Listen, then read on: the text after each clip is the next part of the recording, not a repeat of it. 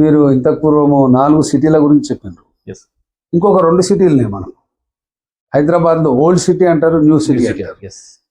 Old city అంటే మనకు మూసీకి దక్షిణ భాగంలో ఉన్నది. Yes. Gurgaon also inside.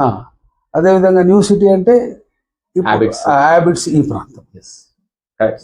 ఈ రెండు కూడా మనకు నైజాము 400 సంవత్సరాల క్రితం కట్టిన హైదరాబాద్లో భాగాలైనా కానీ నామన్క్లేచర్లు ఆ విధంగా ఉంది. Yes. ఇప్పుడు ఒక కొత్త సిటీ పేరు వినొస్తున్నారు మనకు, future city, Bharat future city అన్నారు. ఇది దీని మీద మనం చర్చ ఏమిటి అంటే అసలు ఈ ఫ్యూచర్ సిటీ అవసరమా లేదా అన్నది ఒక ప్రశ్న అయితే, దీని రూపురేఖలు ఏమిటి, దీని లక్షణాలు ఏమిటి, అసలు దీన్ని ఎందుకు ఈ యొక్క ఫ్యూచర్ సిటీని నిర్మిస్తున్నారు అన్నది చాలా మంది ప్రజలకు, సామాన్య ప్రజల మనసులను తొలుస్తున్న ప్రశ్న ఇది. Yes. అవును సార్. ఎందుకు అసలు ఫ్యూచర్ సిటీ యొక్క లక్షణం ఏంది, ఫస్ట్ అవసరమా లేదా తర్వాత మాట్లాడడం, ఏంది అసలు ఈ సిటీ ఎట్లా ఉంటుంది, దీని యొక్క మన పద్ధతులు ఏంటి, రూపురేఖలు ఏంటి, ఇన్ఫ్రాస్ట్రక్చర్ ఏంది, అవసరం ఏంది, దేని గురించి ప్రభుత్వం వారు దీన్ని సంకల్పించిండ్రు అన్నది చాలామంది ఆలోచిస్తున్నారు.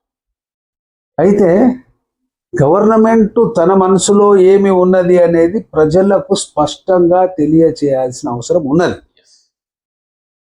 చెప్పాలి అసలు ఏంది, ఎందుకు మేము ఈ ఫ్యూచర్ సిటీని ప్లాన్ చేస్తున్నాము అని చెప్పాలి. ఫ్యూచర్ సిటీ అంటే భవిష్యత్తు నగరం, భవిష్య నగరం ఇది.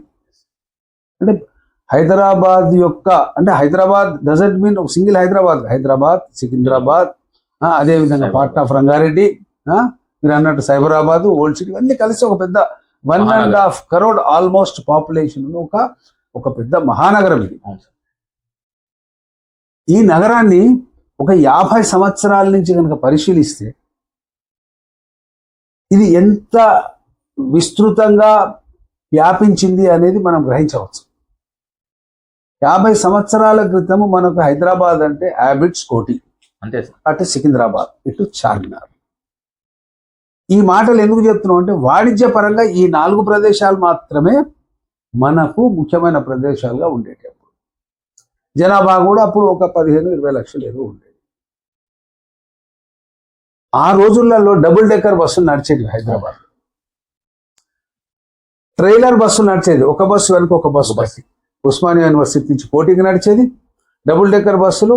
మనకు సికింద్రాబాద్ రైల్వే స్టేషన్ నుంచి మనకు కోటి వరకు వచ్చింది. హుస్సేన్ సాగర్ మీద నుంచి ట్యాంక్ బండ్ మీద నుంచి పోతుంది, అది ఒక పెద్ద అనుభూతి. ఈ 2 బస్సుల విషయం ఎందుకు చెప్తున్నాము అంటే హైదరాబాద్లో ఆ రోజులలో రోడ్లు ఎంత అనుకూలంగా ఉండేటివి అని.